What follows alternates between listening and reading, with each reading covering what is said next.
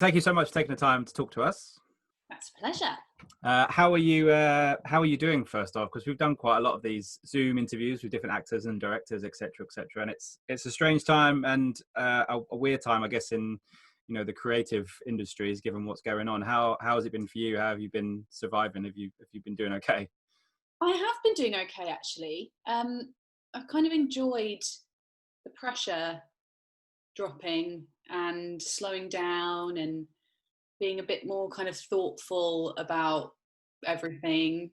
I've enjoyed it. I mean, obviously, you get bored and anxious, but yeah, I think there's definitely some positives that have come out of this situation for creatives. I think it's good to have a little slow down and a bit of a pause now and then. So this is an extended pause, but Yeah, definitely an extended pause. Although I think we're fingers crossed slowly. I know there's a lot of productions in the UK starting to get back to normal. Were you sort of not? Were you working on something beforehand, or were you kind of in between um, stuff?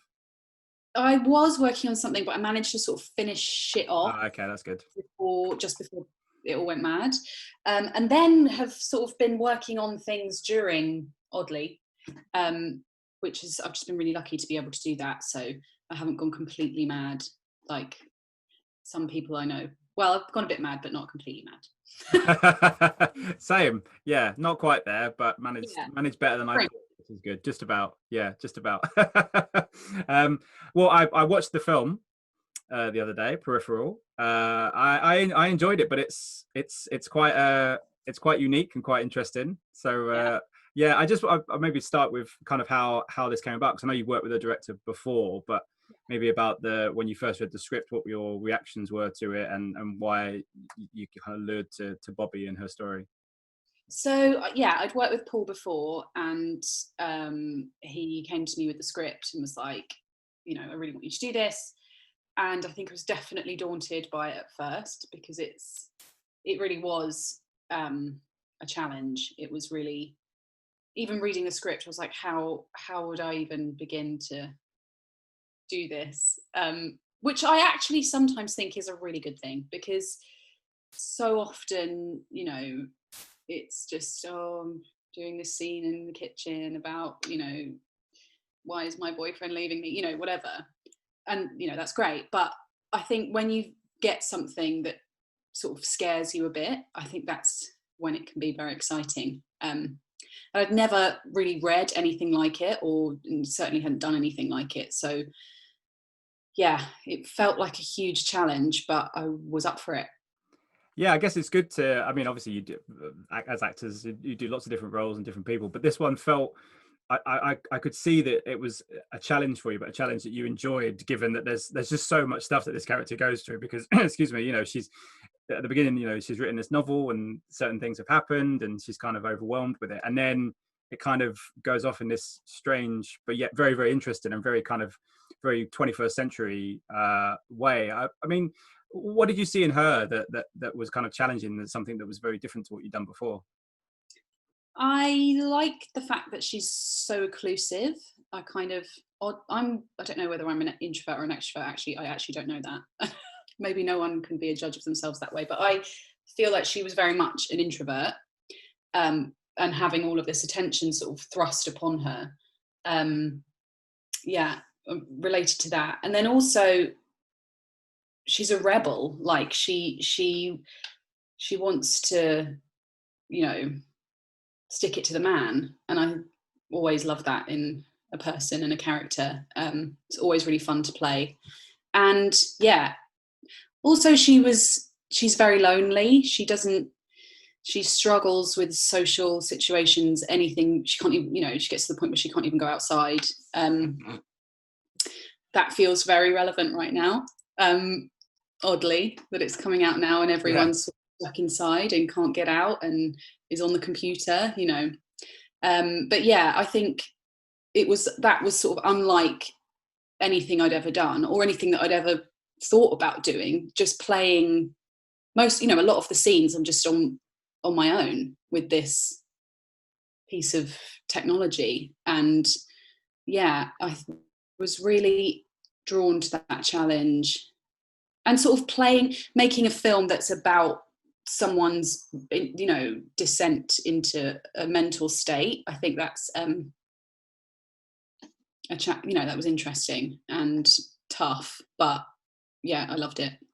I was going to ask you about, because there was a lot of the movie where obviously the character that's on the computer screen and everything else, but for the most part it's you by yourself, so it's almost like you're in a one woman play in many ways, because it's you that has to kind of show the audience what's going on and to try to, you know, give them a sense of just what the character's going through. Do you enjoy stuff like that, where it's you have a bit more pressure on you like that?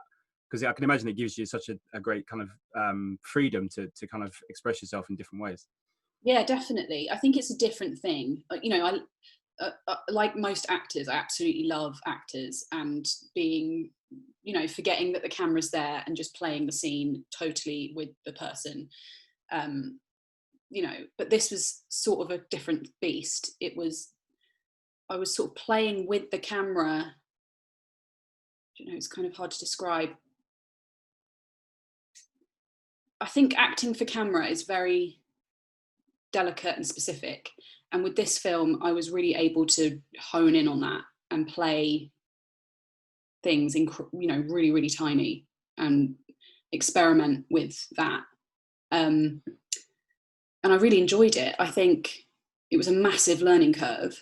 And yeah, I don't know how often an opportunity like that comes along for an actor to really have that, I don't know, kind of strange intimacy with the camera. It's yeah, it's hard to describe in a way. It's sort of, I don't know. You as an actor, you never want to think about what it's looking like. That's kind of the you know the death of the performance. When you're self-aware, you become aware that you're being watched or whatever. That's traditionally how it's done. But this was different. It's such a visual film. It's so about her mind, you know, her internal life. That was something that I was aware of and was experimenting with, and it was great. It was great as well that working with Paul, you know, he let me do that. And I was going to ask you about working with him, because I guess because of the stuff that Bobbi goes through and the kind of the visual stuff, and you know, her, as you say, about her descent into madness and everything else. In some respects, there's a lot of stuff you have to do that, you know, as an actor, you need to know that you trust the director, because there's a few things, not to give anything away for anybody, but there's a few things in this that are, you know, you push the boundaries in some ways. But it must be great to have someone that you trust to be able to do it, because I guess if you didn't know him, you might have maybe, I don't know, maybe second guessed what you were doing. totally, yeah. And I think that was definitely, if this script had come out of the blue, from someone I hadn't worked with before or didn't have that trust with, I might have, you know, actually thought it was too much. But you know, working with Paul, we made this other film together that was also a really tough shoot, and I just think, you know, I knew that my voice and my opinion would definitely be considered, and I think that was really integral, because yeah, you know, I'm pretty much in every single shot of this film, and like you say, she goes through the mill. And I think that having my experience as a woman in, you know, having that voice was really important to giving the performance and the film integrity from a female point of view, you know. And he was, you know, it was absolutely a collaboration, and I think another director might not have been so up for that. But Paul's great, and he loves actors, and yeah, he definitely let me have an opinion. Has this changed your, I mean, how for you, I mean, as an actor, I guess there's a different kind of pressure than normal on kind of social media and technology and stuff like that. But has this opened your eyes in different ways to making something like this? Because the way that it, you know, that it's all depicted, you know, more often than not, as you say, particularly now, our technology, the way information's passed around, the way we use social media, even phones in some respect, about how we're tracked and everything else. Has this movie kind of opened your eyes even more, or were you kind of skeptical about all of that anyway, or has it kind of, you know, kept your opinion the same? I think as I'm getting older, I'm kind of wanting to step away a bit more than maybe I did when I was younger. And I don't know whether that's because my generation, you know, I was 11 when social media. Oh, no, I wasn't. My God, no, I wasn't. God, I'm much older than that. I was sort of in my late teens when Facebook came around, I think. And yeah, we were naive then. It was just fun. And now I think it isn't as fun. It's very dangerous. I certainly think that. And I think, if I have kids, I'll definitely feel very frightened of it. And yeah, I think this film talks about that, and explores that. And yeah, it definitely, obviously it's a movie and it sort of takes it to extremes, but I do think that, especially social media, I don't know, it can get scary and it can become more real than real life. I think especially with what we're going through at the moment, it feels like it's the only place to be social. And yeah, I find that a little bit frightening. Yeah, and also I guess with that, obviously the movie talks about it as well, and the kind of the way that the political people and political bodies kind of use it now is even more scary, given what's happened with elections, and there was all that stuff with the Cambridge Analytica people, and then obviously with Facebook and advertising and stuff. It's even more scary now going into 2020 than maybe it was, because obviously I know you made this film a couple of years ago, but as the time's gone on now and you've come to this point, it's even actually more prevalent than maybe it was 3 years ago. Absolutely. We didn't know about any of the Cambridge Analytica stuff. None of that was out, it was known about when we made this film. And I think maybe there was I don't know, when we were making it, there was maybe like, oh, this is very extreme. This would never happen. And actually, it's not quite as the same, but crazy stuff has gone down because of Facebook, and the sort of tentacles are long and powerful and unseen. And I think, well, at that point they were unseen. And yeah, I definitely think that it's a very timely film. And actually the fact that we did make it 2 years ago and that's coming out now, it feels even more timely than even 2 years ago when we made it. Yeah. Also, I guess this is very different, but the computer has that.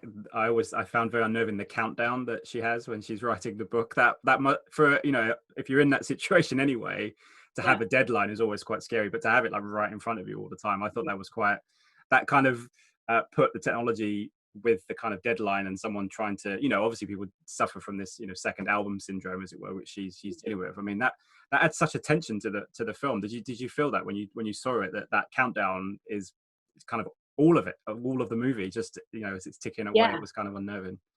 Absolutely. I think it was a great it's sort of storytelling technique to really crank up the tension and the sense of dread. Yeah, I thought it was great. And then, but also because of the way this film was made, a lot of the visual effects, obviously, I only saw when I saw the film, because we didn't have it there. So yeah, I think having a lot of it was sort of played in my imagination for me, and then seeing it in it, when all the visual effects were put into the film, it was amazing. They did such an amazing job. I think visually it looks great. Yeah, I just wanted to ask you about the reaction to the film, because there's a lot of people talking about, and very much so, the visuals very much reminiscent of what David Cronenberg used to do in the 80s, and he was dealing with the explosion of VHS, and obviously it was after Vietnam and Nixon and all this kind of stuff. So it must be great to know that people are not just thinging the film to someone like David Cronenberg in his movies, but that people are reacting to it in such a way that this feels like the modern day version, if you like. That must be so rewarding and so thrilling that people have said that about the film so far. Yeah, such a compliment. And also it's such a I don't know, it's a filmmaker's dream to be able to do something that's timely and relevant and important, but that also is visually and stylistically pushing the envelope and fun. Like, you just get to go there. And I think now more than ever, filmmakers are able to do that, and to be able to do it on quite a small budget as well, I think is just really exciting. That technology is becoming more accessible to filmmakers, and all of that crazy stuff that you imagine in your head, you can kind of make it happen. That's so exciting. Yeah, absolutely. For you as an actress, obviously it's a crazy time now, but are you planning on have you got your next kind of film or movie or TV show, so let's say next? Do you know what you're doing when you can come out of lockdown? I don't know for sure what I'm doing next. I'm doing lots of sort of projects. And I know this is so annoying. Everyone always says this, but I really don't. I really don't, because you get the job and they send over the contract, you just sign it, and then you don't. I don't know. I've been working on things during lockdown. I don't know if I'm allowed to talk about them. Really annoying, and that's such a shutdown. I'm really sorry.